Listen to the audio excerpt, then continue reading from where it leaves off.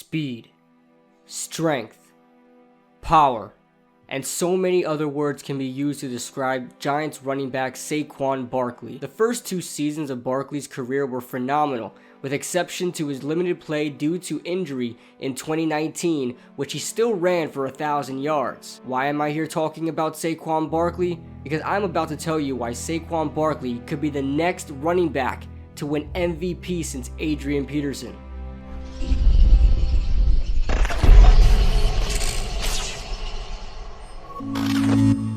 Before we start the video, guys, make sure you guys hit that like button. Helps out the channel a lot. And make sure you guys subscribe if you guys are interested in the content. It's going to help the algorithm a lot. And make sure you guys also leave your feedback in the comment section below.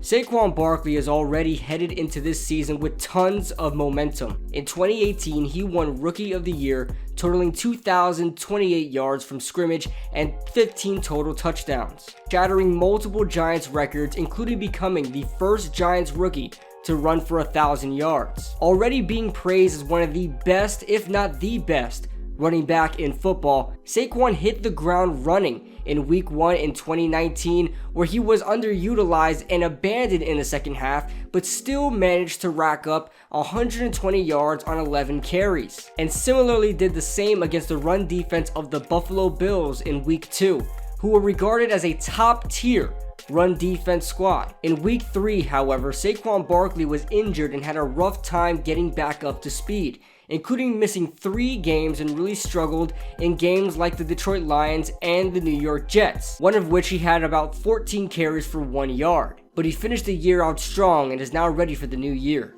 Saquon's dominance in the NFL that I briefly summarized included a bottom-tier offensive line and an aging Eli Manning, not to mention a coach that completely forgot he had Saquon Barkley in the second half. Barkley was put in the worst possible position you could imagine for a young running back to be and expected to flourish, but he did.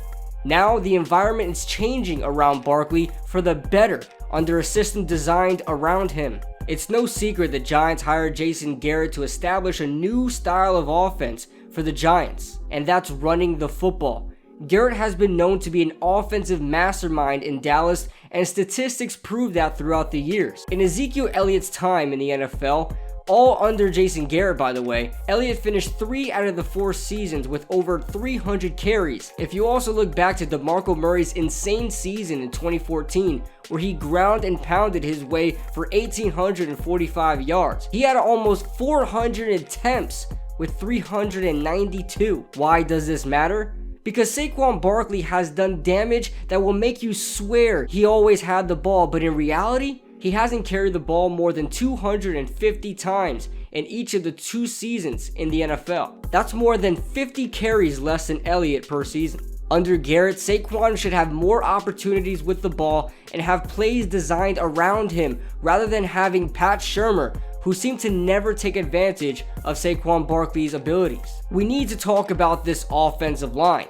Although the Giants have seen worse offensive lines, the Giants have the worst tackle duo in the NFL, according to PFF, with Solder and Remmers guarding the edge. The Giants also ranked dead last in the years we had Eric Flowers and Bobby Hart as well, so it's no surprise. But in effort to fix the line, the Giants drafted 3 offensive linemen in this draft, including number 4 overall pick Andrew Thomas out of Georgia, who thrives in run blocking, then Matt Peart, who has the potential to be the starting right tackle for the New York Giants in seasons to come. Not to mention Shane Lemieux, the guard they drafted out of Oregon in the 5th round, designed to be a center in this system, who is an absolute mauler in the run game. Revitalizing the offensive line will definitely impact Saquon Barkley in unimaginable ways, allowing him not just to rely on his own ability to create holes, but to rely on his blockers clearing the way, leaving him with only the task of bursting through the hole. Then there's Daniel Jones. Jones was nothing short of deadly on bootlegs and rollouts, which is something Jason Garrett loved running with Tony Romo and Dak Prescott. You have to imagine the same vision will be viewed for Jones. This will allow the offense to be more diverse in their play style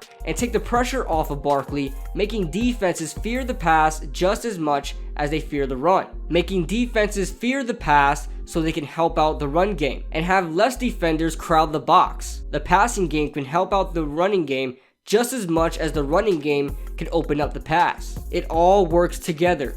And with Jones in his second year in the league, primed to break out, you could assume a lot of the success will be shared with Saquon Barkley. That is why I think Saquon Barkley is a candidate for MVP in the 2020 NFL season. Leave your thoughts below.